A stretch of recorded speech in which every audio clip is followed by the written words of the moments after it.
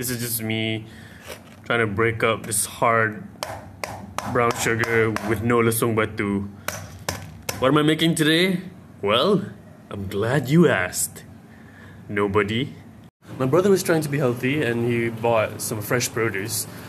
Fresh has an asterisk on it because the bananas that he bought were dead. So he froze them, and today I'm gonna make banana bread. Let's see what happens. I should tell you something. Usually when I make full process recipe videos, it's because I'm confident in a recipe and I want to show you guys how to make it. But this time, I'm not confident. This might not work. So let's see how this goes. Cream together light brown sugar, because that's the only sugar I have. You should use dark brown sugar. And 60-ish grams of butter.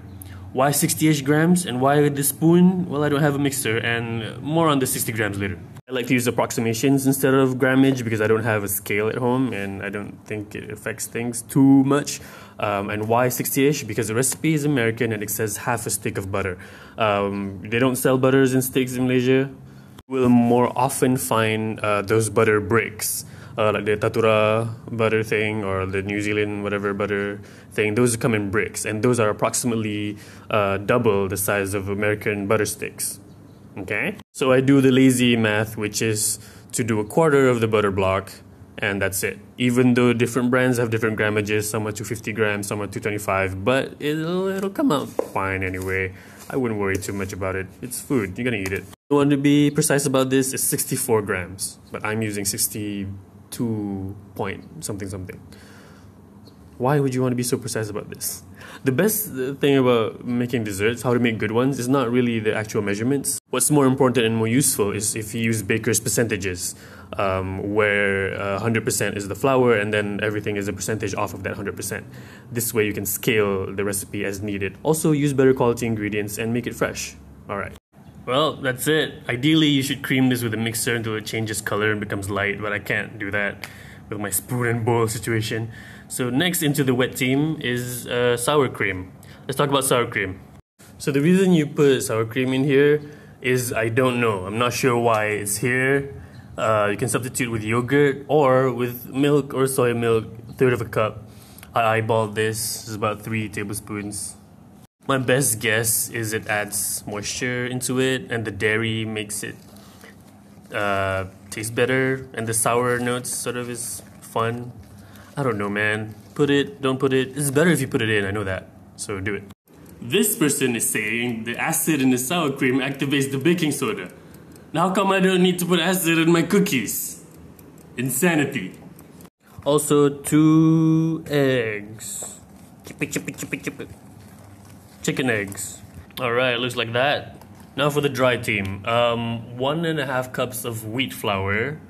Not trying to be healthy, just wheat flour has that nutty flavor and it goes well with bananas. Also a bit of oat flour because I have it. 1/4 teaspoons of baking soda as a leavening agent to make it puffy.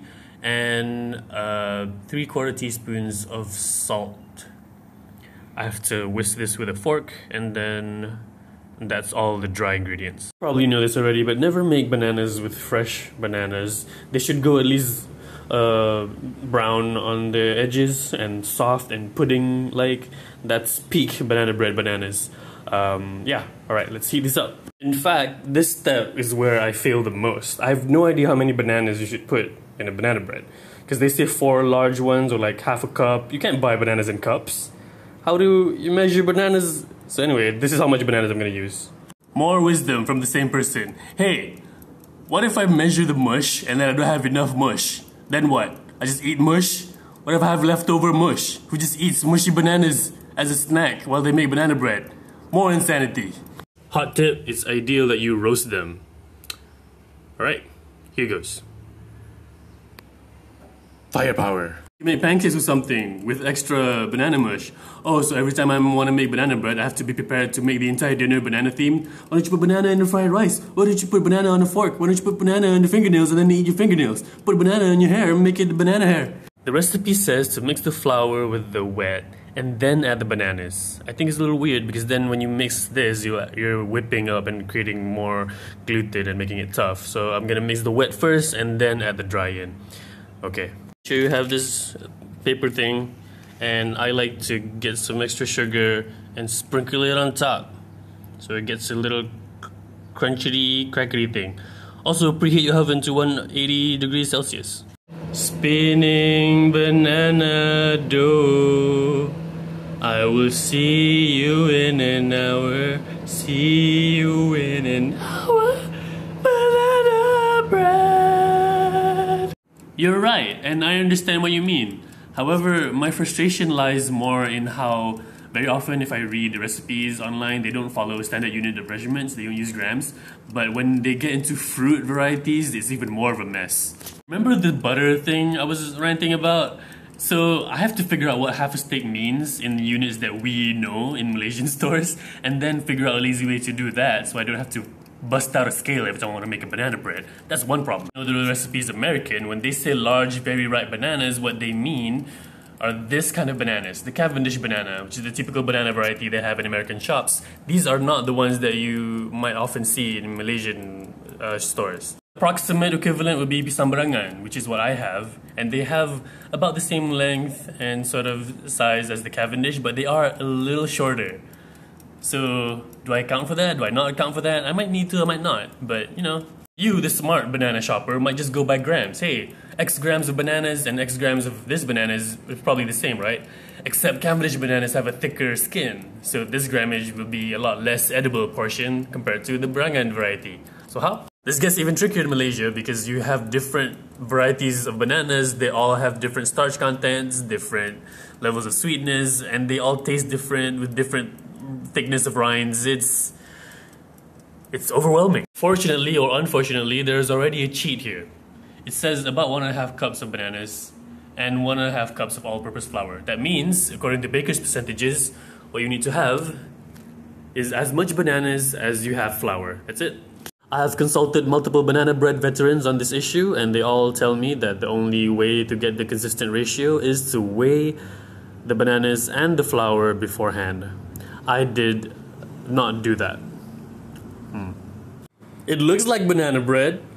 Now I just have to let this cool for another hour. What remains to be seen is whether or not the crumb structure is correct and whether or not it ends up looking good on the inside. Some more waiting time is required. It's been roughly an hour-ish. It's safely evacuated. It's brown everywhere and there's no, it's not melty or weird. Let's cut into this baby. It's got a really moist, tight crumb with chunks of banana here and there. There's no gumminess at the bottom. Looks good. Man. It's moist, it's banana-y, it's a little nutty from the whole wheat flour. I'd say this is a success compared to my other banana bread failures.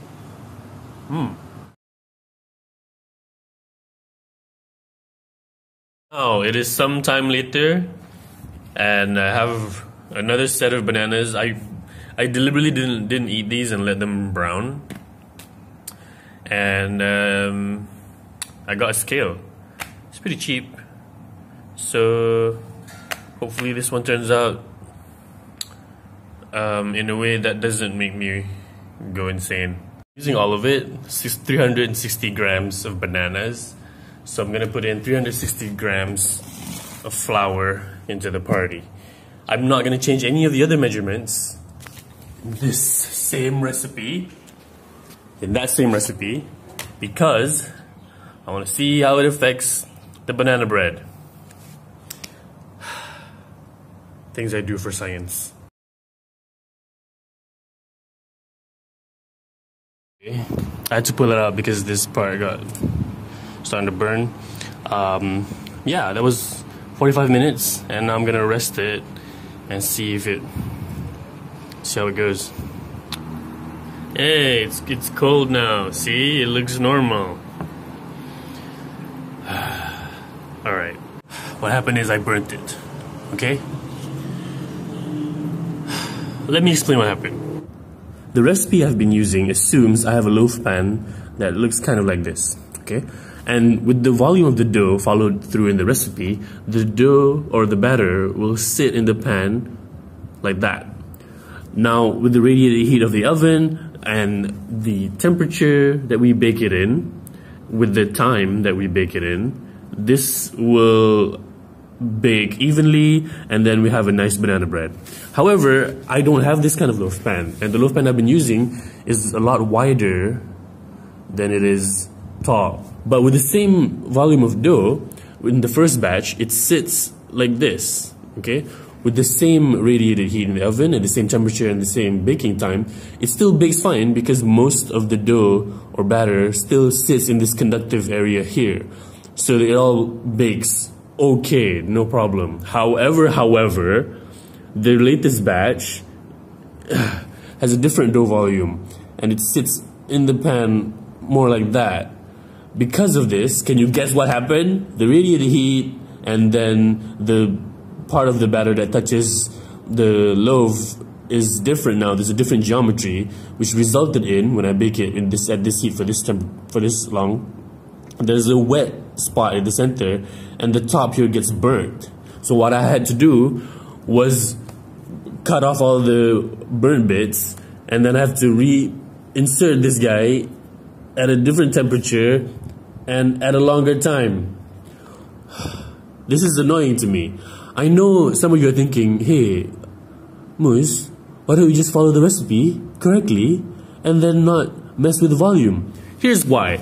Banana bread is not just a recipe for bananas, it is also a way to use up old bananas. If I have old bananas and I have 2 old bananas, or like 12 or 7 or 3, I need to be able to convert all of those into delicious banana bread without having to mess about with scales. If I don't have that kind of recipe that's variable to the number of old bananas I have, then I don't really have a banana bread recipe, do I?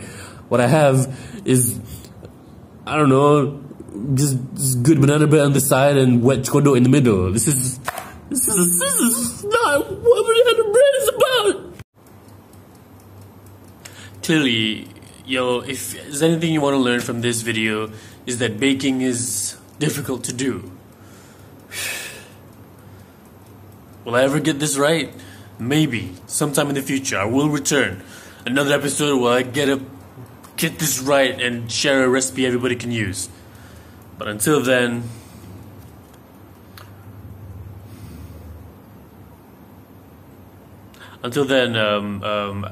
you can watch these other videos with food in them.